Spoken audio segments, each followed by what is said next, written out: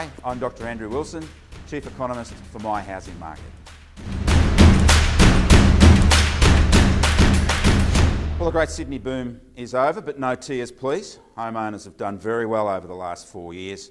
Most house prices have doubled courtesy of those sharp decreases in mortgage rates. And even though we have seen a decline in activity, predictably, Sydney will remain the target for particularly buyers coming in from interstate, but it will remain Australia's strongest housing market through the journey. And even though the southern suburbs of Sydney were a little slow to come to the party, they certainly did catch up quickly. And we've seen strong prices growth over the last 2 or 3 years in the south of Sydney, and we shouldn't be surprised that prices growth and high demand was driven by the value proposition.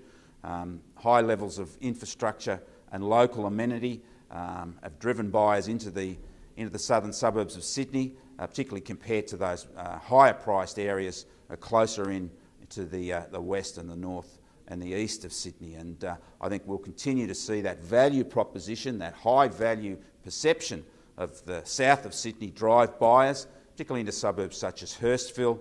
Hurstville has strong demand from a very strong Chinese community in the area. Chinese buyers will continue to gravitate into that suburb, and it is and remains a target generally in the southern suburbs of Sydney, reflecting proximity to the CBD, high levels of amenity and infrastructure, and of course that lifestyle which reflects, in a sense, the coastal proximity as well. So it's got it all, the south, as well as having value, and we'll continue to see, I believe, prices growth in that value area of Sydney.